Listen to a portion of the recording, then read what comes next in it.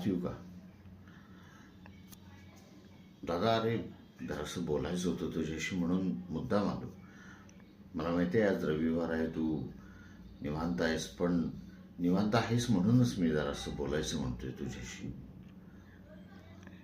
दादा, आज बाबांचं वर्ष श्राद्ध आहे. आज बाबांना जाऊन 5 वर्ष झाली. ही 5 वर्ष कशी गेली दादा, खरंच कळलं नाही. बाबांच्या अचानक जाण्यानं आईला जो शॉक बसलाय त्यातून ती अजूनही सावरलेली नाहीये. तिला तो बसलेला मानसिक धक्का इतका जबरदस्त आहे की त्याच्यामध्ये तिची वाचा गेली. आपण सगळे प्रयत्न करून बघितले पण निष्फळ ठरले. ती बोलू शकत नाहीये हे तुलाही माहिती आहे, मलाही माहिती आहे. वर्षभरापूर्वी दादा तुझं लग्न झालं.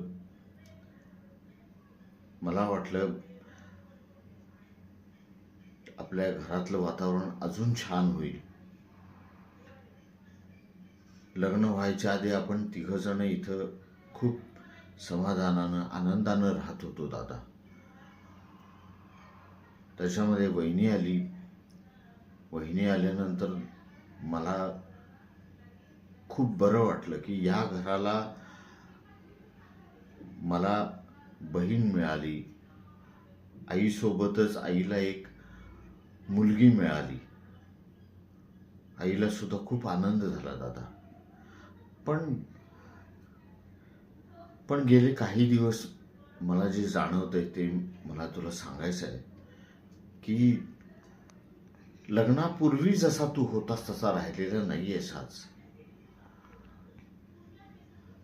सॉरी दादा, मी लहान तोंडी मोठा घास घेतोय कदाचित, पण तुझ्या वागण्यात थोडा बदल झालेला आहे. तू मान्य कर किंवा न कर, पण हा बदल मला पूर्ण जाणवतोय. लग्न व्हायच्या आधी दादा तू आल्यानंतर माझी, आईची किती मायेनं प्रेमानं चौकशी करायचास, विचारपूस करायचास, आईजवळ बसायचास.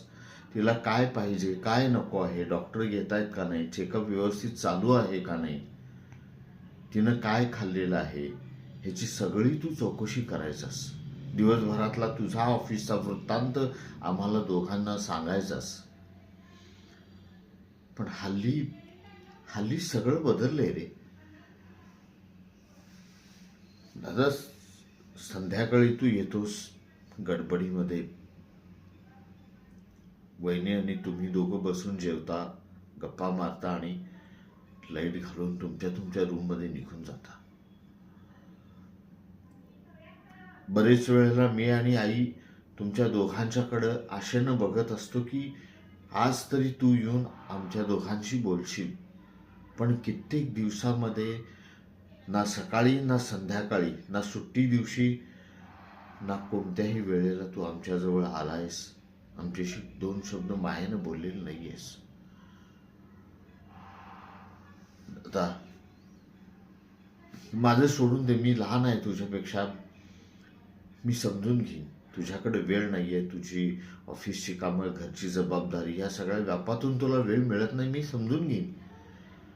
पण गेले कित्येक दिवस आपली आई बेडवर आहे, अंथरुणाला पूर्ण खिळून आहे. त्यातून तिला बोलता येत नाहीये. बोलता न येणाऱ्या माणसाची तडफड, तगमग, मनाची होणारी घालमेल हे तू एकदा दादा घरी थांबून बघ. आईची खूप घुसमट होतीये दादा. तिला सतत काहीतरी बोलायचं असतंय. मी बरेच वेळेला प्रयत्न केला तिला विचारायचा, पण ती मला काहीही सांगत नाहीये. फक्त तू आलास की तिच्या डोळ्यामध्ये एक आशेची चमक अशी असते की तिला असं वाटतं की तू आत्ता तिच्याकडे येशील, तिच्याशी बोलशील, तिची विचारपूस करशील. पण गेले कित्येक दिवस तो दिवस आलेलाच नाहीये. निराश होऊन तुम्ही दोघं रूममध्ये गेलात की पुन्हा अंथरुणामध्ये तोंड लपवते आणि ढसाढसा रडती. हे मी बघतोय दादा, गेले कित्येक दिवस मी बघतोय. काल तर कहर झाला. काल आईला, आज बाबांचं श्राद्ध म्हणून काल आईचा बांध तुटला. आई खूप रडली. खूप रडली. बाबा गेल्यानंतर आई एकटी पडली आहे दादा.